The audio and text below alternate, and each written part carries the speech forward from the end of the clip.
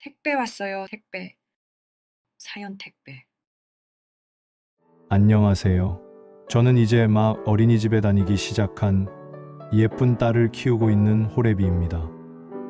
다른 아이들은 엄마가 데리러 오고 데리러 가는데 왜 자기만 할머니나 고모가 데리러 오냐는 딸아이의 말을 들을 때마다 가슴이 찢어지지만 그런 엄마라면 차라리 없는 편이 아이를 위해서도 훨씬 나을 겁니다.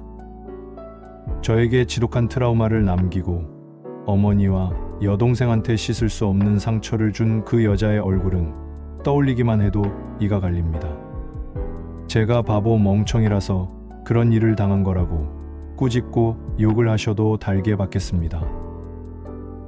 대학 동기의 소개로 처음 그 여자를 만났을 때만 해도 운명의 상대인 줄로만 알았습니다. 중소기업에서 의상 디자이너로 일하고 있다는 그 여자는 눈에 띄는 외모를 하고 있었습니다. 엄청난 미인이라고 할 수는 없었지만 화장이며 헤어스타일이며 차림새 하나하나에 엄청 공을 들인 게 티가 났죠. 그쪽 분야에서 일하는 사람은 한 번도 만나본 적이 없어서 호기심이 들었습니다.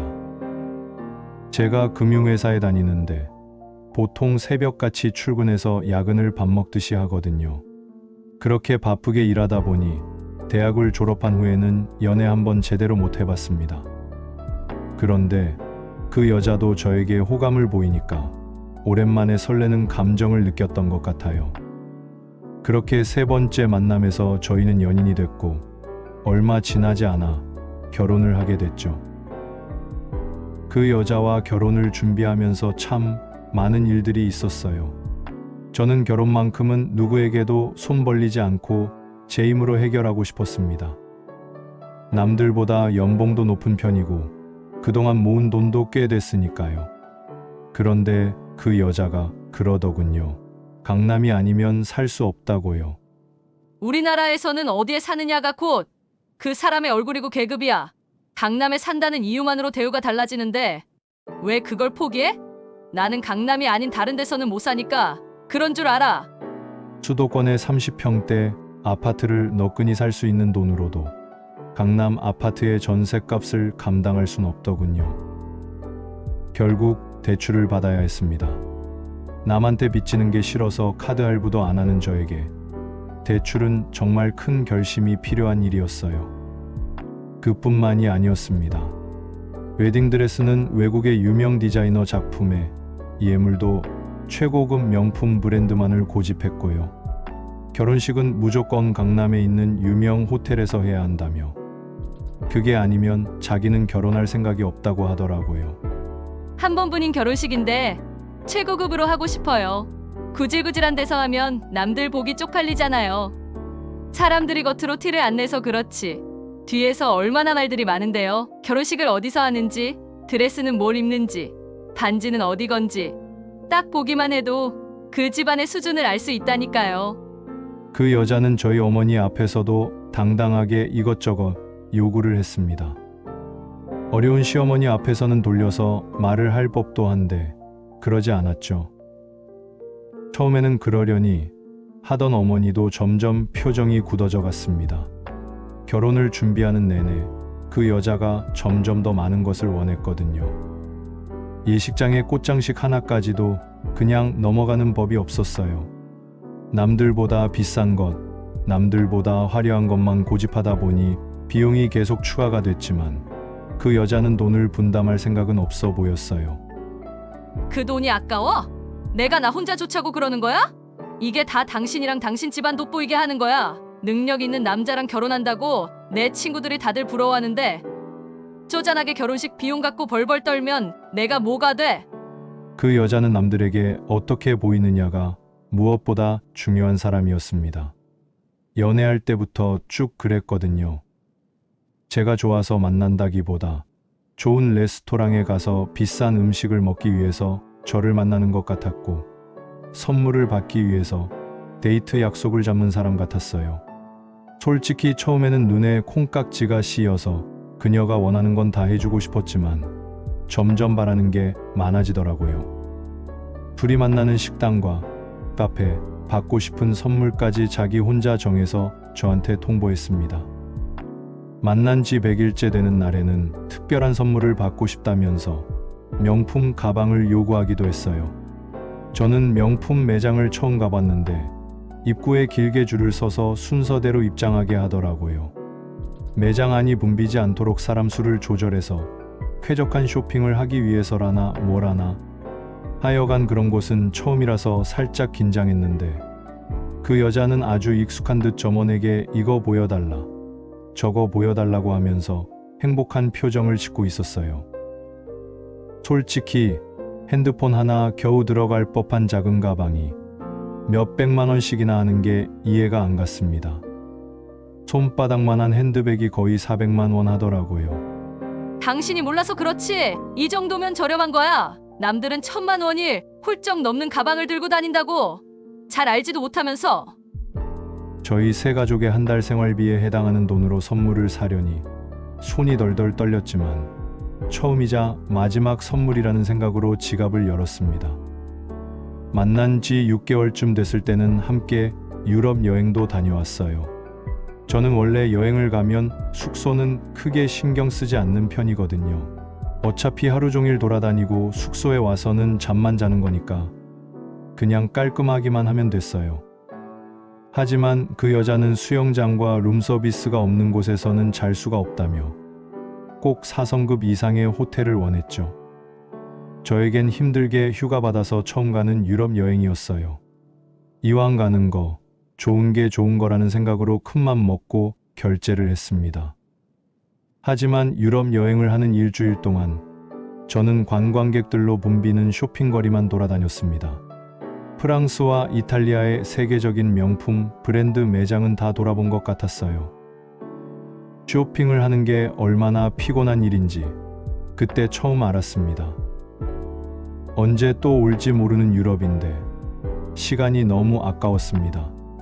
이대로는 안 되겠다 싶어서 하루쯤은 시골 마을에 가서 여유롭게 시간을 보내자고 했죠. 그랬더니 정색을 하더군요.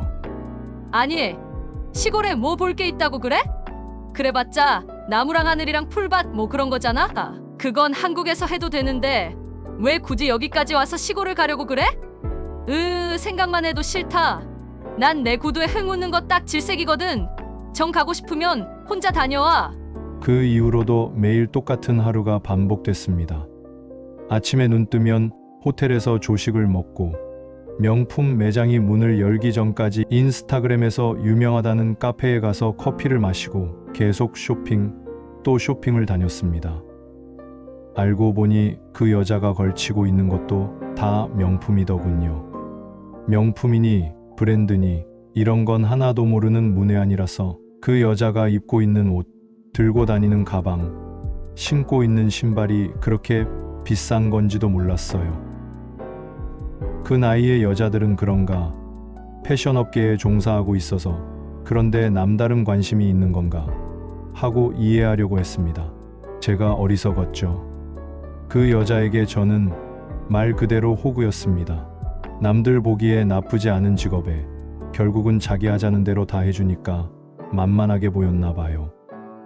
뭔가 필요한 게 있을 때마다 저를 불러서 대신 결제를 하게 했고 친구들과 모임에서도 값비싼 음식이 먹고 싶으면 저를 불러댔죠.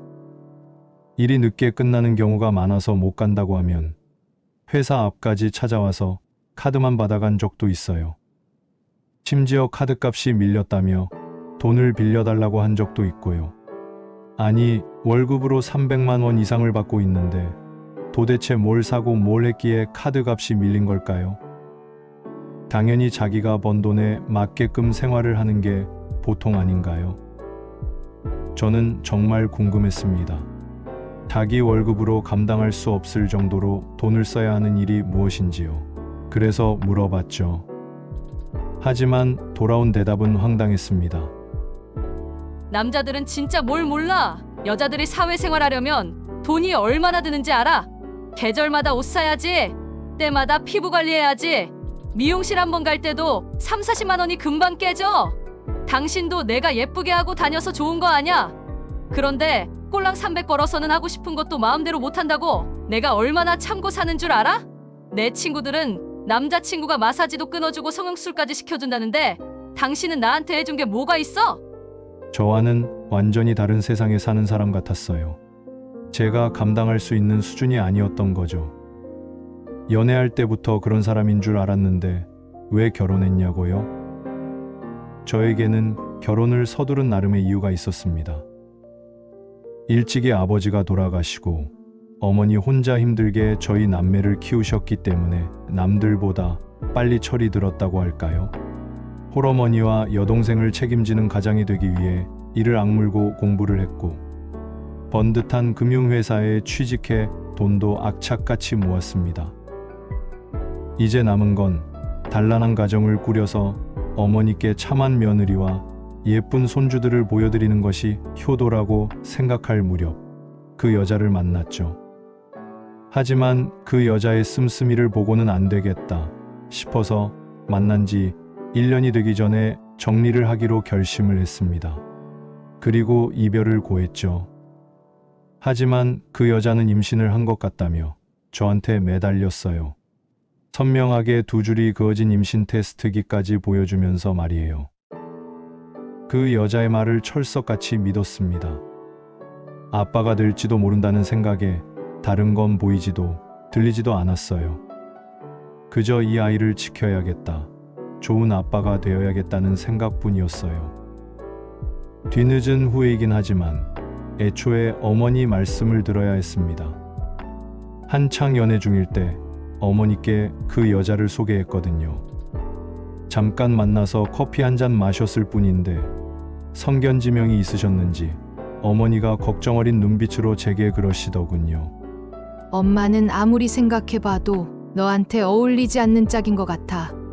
말하는 거나 하고 다니는 거 보면 사치하는 게 몸에 밴 것 같은데 네가 감당할 수 있겠어?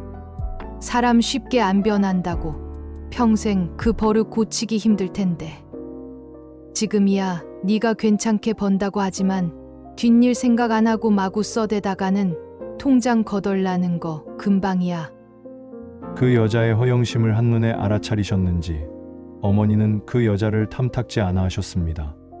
평소 어머니의 지론이 사치하면 몸도 마음도 망하는 지름길이다 였거든요. 저희 남매를 키우면서도 늘 분에 넘치는 소비는 하지도 말며 허황된 것을 쫓으려는 욕심도 결코 부려서는 안 된다고 가르치셨죠. 하지만 임신을 했다는 말에 어머니도 급하게 결혼을 서두르셨어요. 그래, 엄마가 맘에 들고 안 들고가 뭐가 중요하겠니? 지금은 아이만 생각하자. 적어도 아빠 없는 아이로 만들지는 말아야지. 어머니도 저도 아버지가 없는 삶이 어떤지 너무나 잘 알고 있었습니다. 제가 중학생, 여동생이 아직 초등학생이었을 때 아버지는 심장마비로 돌아가셨습니다. 평소 아픈 곳도 없이 건강하시던 분이었는데 하루아침에 돌아가셨다고 하니 믿을 수가 없었어요. 한창 예민한 사춘기를 한동안 방황하면서 보냈습니다. 걸핏하면 학교도 빼먹고 나쁜 친구들과 어울리기도 했죠. 그렇게 몇 달 동안 속을 썩이고 다녔는데 어느 날은 어머니가 밥을 차려주시면서 우시더라고요. 엄마도 이렇게 힘든데 어린 너희들은 얼마나 더 힘들겠니? 그래도 너무 오래 힘들어하지는 마. 엄마한테는 이제 너희들밖에 없는데 엄마는 우리 아들마저 잃고 싶지 않아. 그땐 제가 받은 충격이 너무 커서 제가 겪는 슬픔이 너무 커서 차마 어머니의 마음을 헤아리지 못했더라고요. 갑작스레 남편을 잃고 하루아침에 두 아이를 혼자 키워내야 하는 어머니가 그 누구보다 가장 힘들고 아팠을 텐데 말이죠. 망치로 머리를 두들겨 맞은 것처럼 정신이 번쩍 들었습니다. 그 뒤로 믿음직한 아들이 되기 위해 열심히 노력했고요. 하지만 마음 한켠에선 늘 아버지에 대한 그리움이 사무쳤습니다. 그 누구도 채워줄 수 없는 허전함이 제 삶의 유일한 결핍이었죠. 아버지가 없는 삶이 어떤 건지 너무도 잘 알기에 결혼을 서둘렀습니다. 결혼을 하고 엄마가 되면 그 여자도 달라지겠지 하는 마음도 있었고요. 다들 그러더라고요. 엄마가 되면 사치니 허영이니 신경 쓸 겨를도 없어진다고요. 당연히 그럴 줄 알았습니다. 나중에 안 사실이지만 그 여자는 임신한 게 아니었어요. 제가 헤어지자고 하니까 붙잡아야겠다는 생각에 그냥 지어낸 말이라고 하더군요. 결혼을 하기 전에는 같이 산부인과에 가자고 할 때마다 온갖 핑계를 대면서 거부하길래 살짝 의심하긴 했지만 결혼식 직전에는 유산을 했다면서 펑펑 울기에 더 이상 추궁할 수도 없었습니다. 사실 그때는 제가 더 울고 싶었거든요. 아이는 나중에라도 가지면 된다고 생각했습니다. 당장은 아이를 잃은 그 여자를 위로하는 게 급선무였으니까요. 어처구니 없는 결혼식 요구도 다 들어줄 수밖에 없었습니다. 그렇게 해서라도 아이를 잃은 마음을 달래주고 싶었으니까요. 하지만 결혼을 하고 나서도 상황은 나아질 기미가 보이지 않았어요. 아니, 이미 결혼을 했기 때문인지 오히려 결혼 전보다 더 적나라하게 자신의 욕망을 드러내더라고요. 이 동네에 살면서 전세라고 하면 무시당하는 거 알지? 나도 주변 사람들한테 자가라고 얘기했으니까 당신도 어디 가서 전세라고 떠벌리지 마? 당신이 강남에 집을 살 형편이 아니라는 걸 진작에 알았으면 이 결혼도 안 하는 건데 자기 결혼이 따로 없어. 뭐가 그렇게 불만이 많은지 걸핏하면 이 결혼은 사기라는 말을 입에 달고 살았습니다. 하루빨리 아이가 생겼으면 좋겠다고 얘기라도 하는 날이면 크게 부부싸움이 났죠. 지금 이 상황에서 아이를 갖자고? 당신 세상 물정을 모르는 거야? 아니면 모른 척하는 거야? 이 동네에서 아이를 키우려면 돈이 얼마가 드는 줄 알아? 애가 어디 가서 꿀리지 않으려면 온몸에 명품을 감는 건 기본이고 초등학교 입학하기 전에 미국 유학도 다녀와야 해? 게다가 대치동에 있는 학원 강사한테 우리 애 입시 컨설팅 맡기려면 한 달에 돈이 얼만 줄은 알아? 못해도 한 달에 2천만 원은 들여야 이 동네에서 애를 키울 수 있다고. 당신 그럴 능력이나 돼? 남들 따라서 굳이 그렇게 할 필요가 있나요? 명문대를 가는 것도 의사가 되는 것도 다 부모 욕심인데 자식이 초등학교 들어가기 전부터 대학 입시, 명문이대 하면서 들들 볶는 게 저는 싫었어요. 하지만 생기지도 않은 애의 육아 철학을 갖고 싸우기도 싫어서 별다른 말은 하지 않았습니다. 벌어지지도 않은 일을 놓고 미리 걱정하며 싸울 필요는 없으니까요. 결혼을 하면 그래도 뭔가가 달라질 줄 알았는데 그 여자는 결혼 전보다 더 돈을 펑펑 써댔습니다. 어디에 가서 뭘 하는지 저한테는 한마디도 하지 않고 그저 돈을 달라는 소리만 했죠.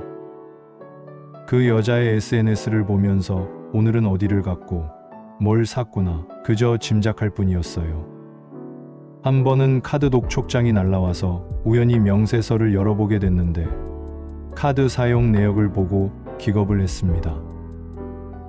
생활비로 쓰라고 준 카드인데 마트 한 번 간 적이 없더군요. 저는 원래 아침에 간단하게 주스만 마시고 출근하는 데다 일이 늦어져서 저녁을 먹고 오는 경우가 많거든요. 일찍 들어오는 날에는 꼭 외식을 하자고 해서 그렇게 했고요. 그 많은 카드 내역 중에서 생활비라고 볼 수 있는 건 하나도 없었어요. 도대체 뭘 한 건지 피부과에서만 300만 원을 긁었고 옷가게, 신발 가게에서 수십만 원씩을 썼더군요. 명세서 이름만 봐서는 뭔지 몰라서 일일이 검색을 했더니 한 달에 신발만 3켤레, 옷은 뭐 손가락으로 셀 수도 없었고요.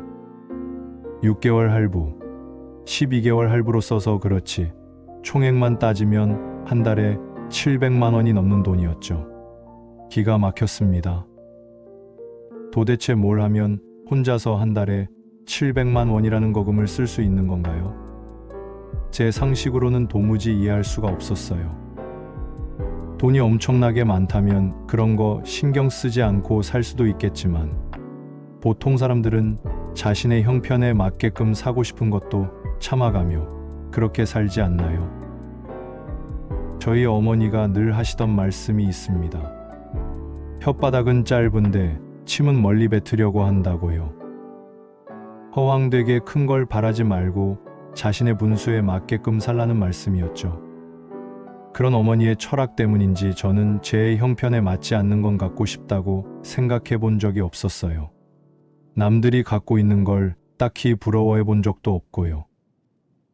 어쩌다 한 번이면 이해하고 넘어갈 수도 있겠지만 계속 이런 식이면 곤란했습니다. 연봉이 높은 편이라고 해도 월급쟁이인데 이렇게 쓰다가는 밑 빠진 독에 물 붓기나 다름없을 테니까요.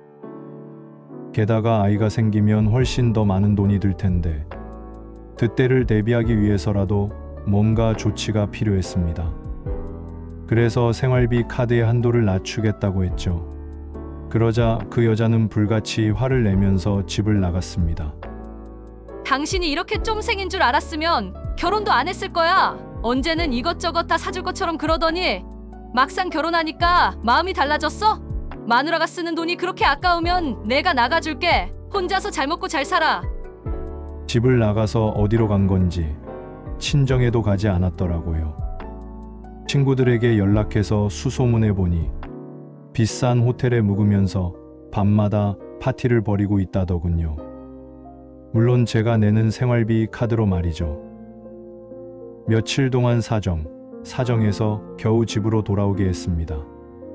적반하장도 유분수지만 그렇다고 이혼을 할 순 없으니 별다른 도리가 없었어요. 애가 생기면 달라지겠지 하는 기대만이 저희 유일한 희망이었습니다.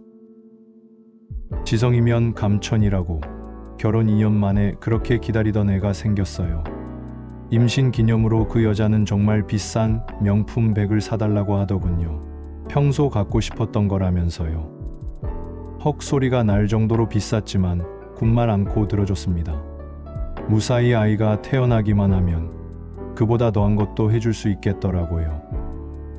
그 여자는 입덧이 심하다면서 다니던 회사도 그만뒀습니다. 나중에 안 사실이지만 이미 회사는 그만둔 지 오래였어요. 힘들게 일하는 건 싫고 남편이 벌어다 주는 돈으로 흥청망청 쓰고만 싶었던 거죠. 그래도 그때 당시에는 아무리 터무니없는 요구라도 다 들어주고 싶었어요. 평소 며느리한테 부담이 될까봐 방문을 꺼리던 어머니도 매일 출근하다시피 하면서 그 여자의 수발을 들었죠. 삼시세끼 먹을 음식을 해다 바치는 건 물론이고 청소며 집안일도 다 어머니의 몫이었습니다. 그 여자는 만삭이 되기 전까지는 매일같이 친구들 만나서 놀고 즐기기 바빴고요. 저와 어머니가 홀몸이 아니니까 몸가짐에 신중하라고 말이라도 꺼내는 날에는 난리가 났습니다. 저렇게 난리를 피다가 쓰러지는 건 아닐까 걱정이 될 정도로요. 아이가 태어나기 전까지 저희 식구들은 그 여자의 심기를 거스르지 않으려고 매일같이 눈치를 보며 살았어요. 그래도 아이가 태어나던 그 순간은 그동안 힘들었던 모든 일을 잊을 수 있었습니다. 세상에서 제일 행복한 사람이 바로 저인 것만 같았죠. 아이가 보고 싶어서 회사에서도 빨리 퇴근하기만을 기다렸어요. 회사에서 산후조리원까지 왕복한 시간이 걸리는 거리였는데 점심시간에 아이 얼굴을 잠깐이라도 보려고 밥까지 굶고 다녀오기도 했고요. 산후조리원은 강남에서도 내로라는 좋은 시설을 갖춘 곳이었는데 거의 1년 전부터 예약을 해야 겨우 갈 수 있는 곳이라면서 그 여자는 임신하자마자 산후조리원 예약부터 했더라고요. 2주에 1,000만 원 가까운 돈이 들었지만 침실은 웬만한 특급 호텔보다 넓었고 소아과 의사와 간호사가 24시간 아이들을 봐주는 곳이었어요. 영양사와 수유 전문가는 기본에다가 필라테스 강사까지 있었고요.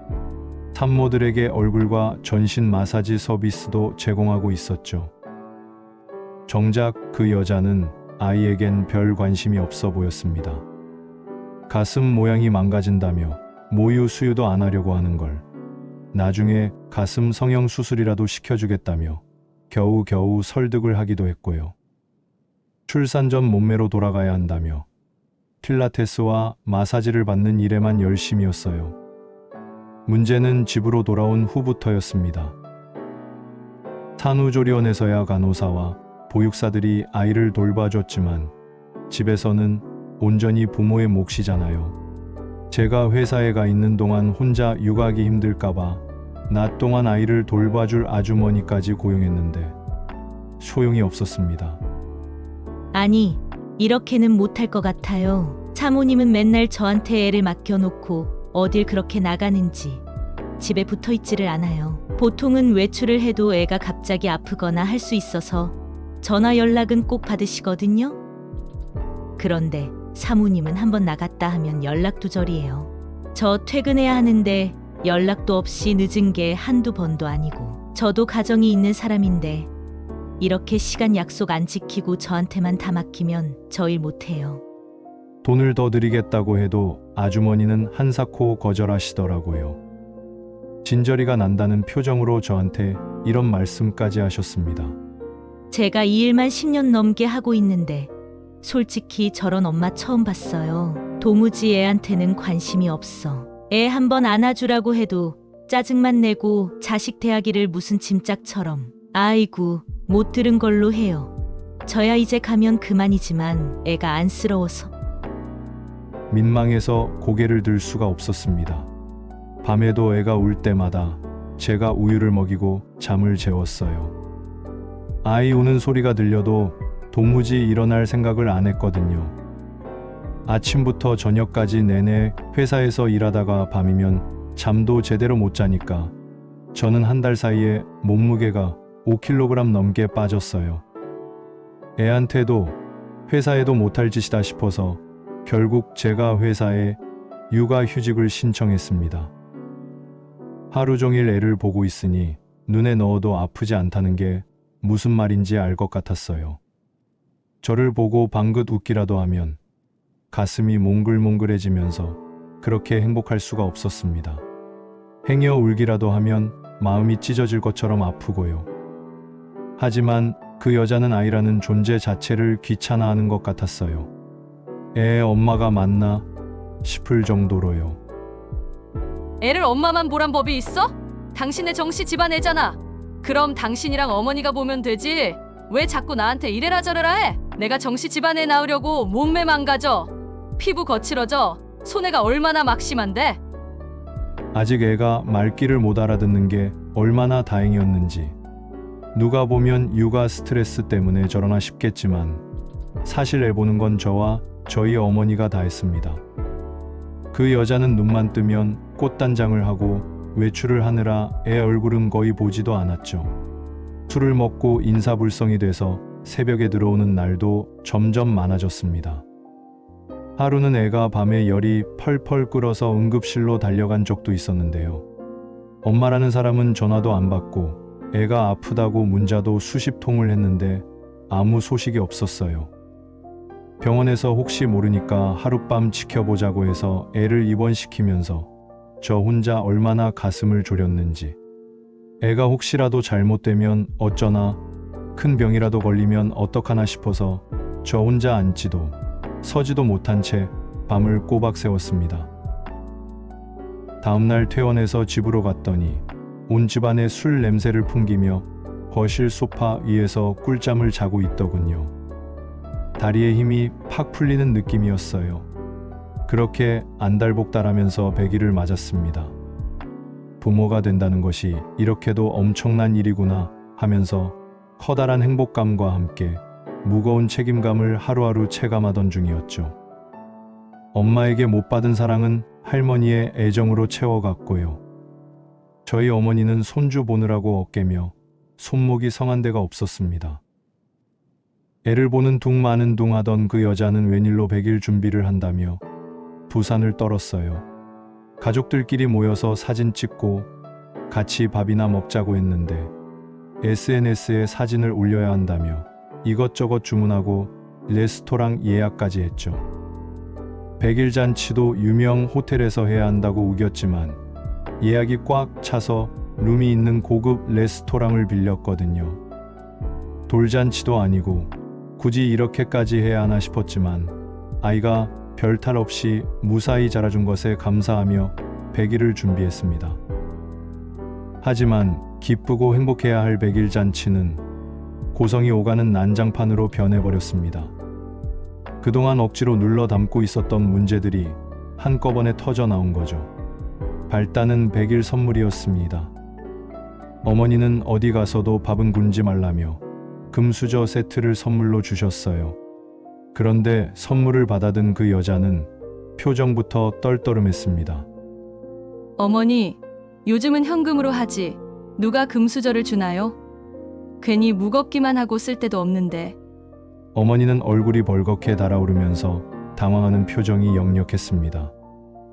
아무리 그래도 시어머니가 주신 선물인데 면전에 대고 그런 말을 뱉다니 기가 막혔죠. 하지만 이건 시작에 불과했습니다. 여동생은 요즘 엄마들이 좋아하는 스타일이라면서 예쁜 유모차를 선물했거든요. 그 여자는 처음엔 포장을 벗겨보더니 대놓고 좋아하더라고요. 그런데 유모차를 자세히 살펴보더니 안색이 확 변하는 게 아니겠어요? 아가씨, 이거 짜가잖아요. 디자인만 보고 이탈리아 명품인 줄 알았는데 모양만 똑같은 거네. 아무리 그래도 하나밖에 없는 첫 조카인데 이런 짝퉁을 선물로 주시면 어떡해요? 남들 보기 창피해서 원. 조카한테 돈 쓰는 게 그렇게 아까우셨어요? 여동생은 조카 100일 선물로 뭘 살까 내내 고심하다가 큰맘 먹고 산 거였어요. 명품 브랜드니 그런 건 몰라도 다른 엄마들이 올린 사용 후기까지 꼼꼼히 확인하고 선택한 거였죠. 가격도 70만 원이 넘었어요. 아마 여동생이 평생 산 것 중에 제일 비싼 물건이었을 겁니다.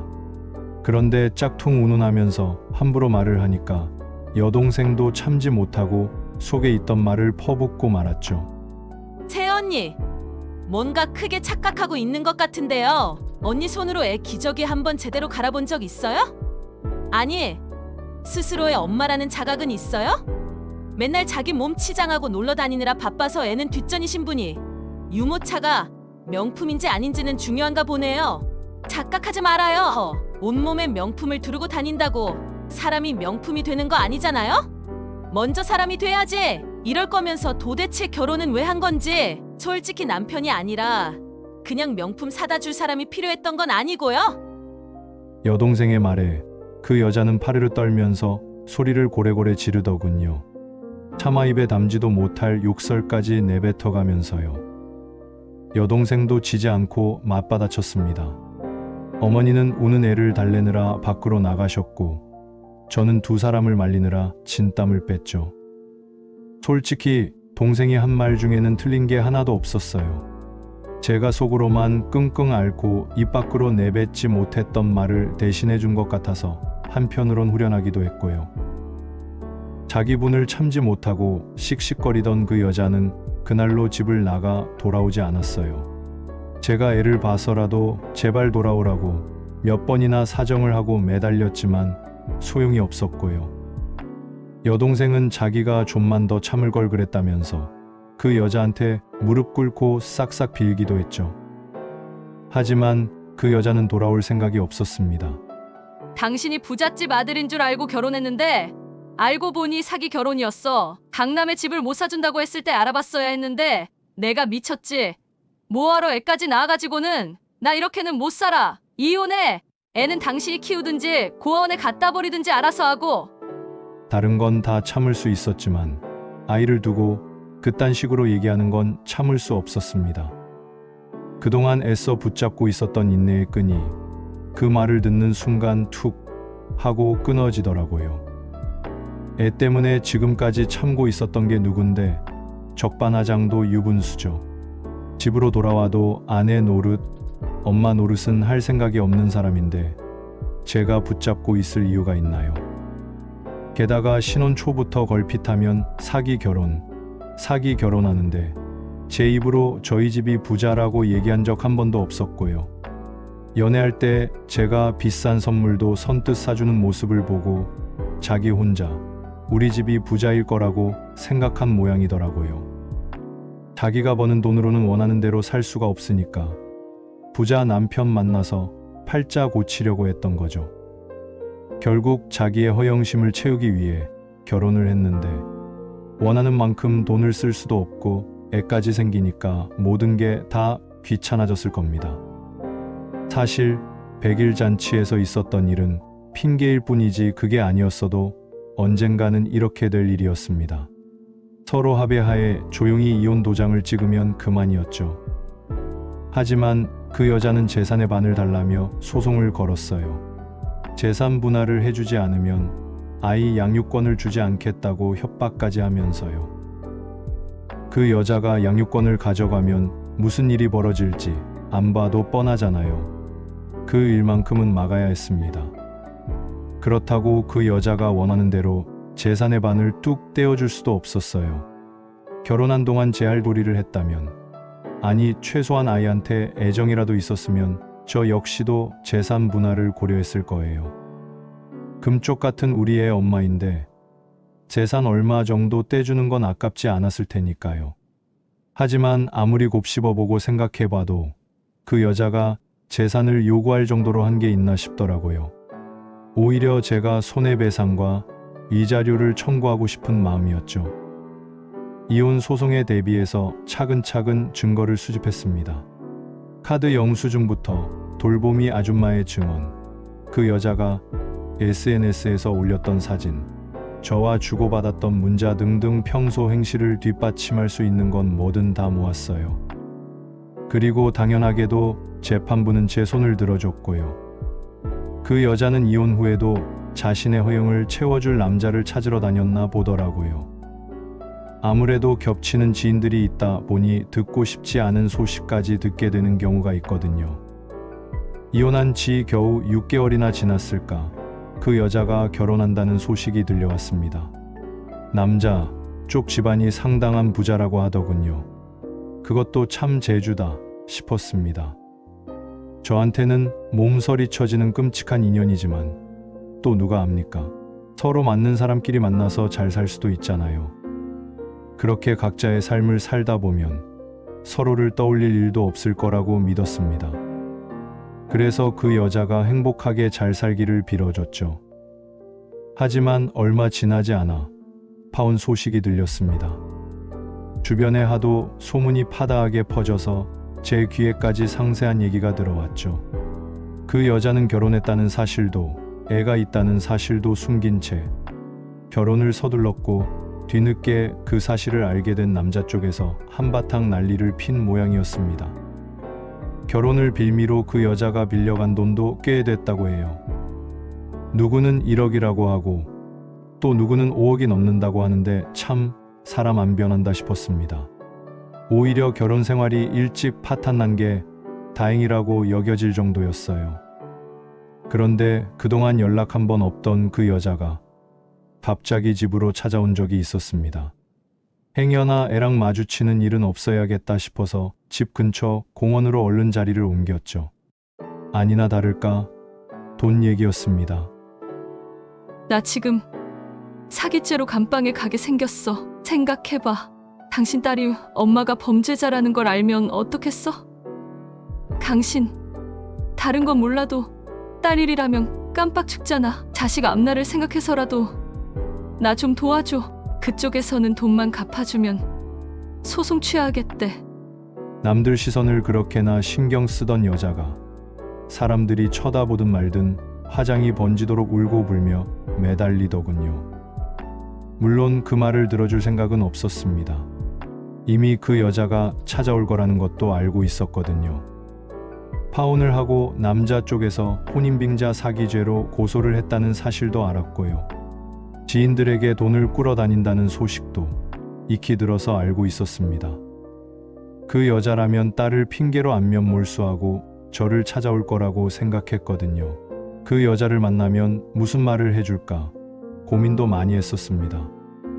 그 여자가 한 짓을 생각하면 저 역시도 사기죄로 쳐넣고 싶은 마음이었죠. 하지만 그렇게라도 엮이는 게 싫었습니다. 그저 저와 제 딸에게 없는 사람처럼 조용히 살았으면 하는 바람뿐이었죠. 이번에 쐐기를 박아놓지 않으면 앞으로도 그 여자는 딸을 핑계로 이렇게 찾아올 게 뻔했어요. 저는 그 여자 앞으로 고소장을 들이밀었습니다. 아는 변호사를 통해 미리 작성해둔 것이었어요. 진짜 고소를 하고 싶은 건 아니었지만 딸을 위해 보험을 들어놔야 했거든요. 그리고 모든 증거 자료가 다 있다. 지금 하는 대화도 녹음하고 있다. 그러면서 심각한 분위기를 만들었죠. 만약 앞으로도 이런 일로 찾아오면 증거들을 세상에 다 풀어서 당신 혼삿길, 앞길 다 막아놓겠다고 울음장도 났고요. 딸을 위해서라면 못할 게 없다고 은근슬쩍 협박도 했죠. 그 여자는 분을 사귀지 못해 온몸을 부들부들 떨더군요. 아마도 여기저기 행실이 알려져서 자신의 혼삿길 막히는 게 제일 두려웠을 겁니다.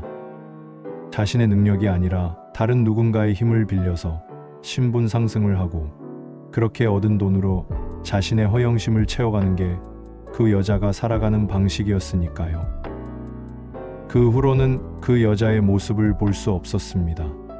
어디 시골에 가서 조용히 살고 있다는 말도 있고 여기저기 돈을 빌린 채 해외로 도피했다는 소문도 돌았죠.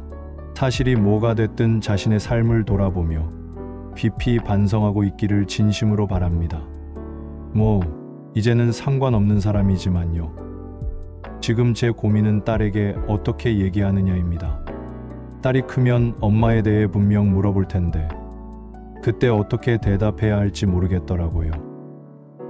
사실 그대로 얘기하자니 아이가 실망할 것 같고 그렇다고 없는 얘기를 지어내자니 입이 안 떨어질 것 같기도 하고요.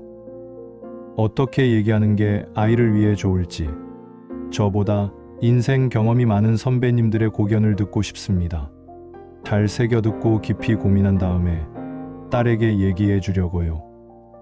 자식을 키우는 부모의 입장에서 현명한 선택을 할 수 있도록 도와주세요. 감사합니다.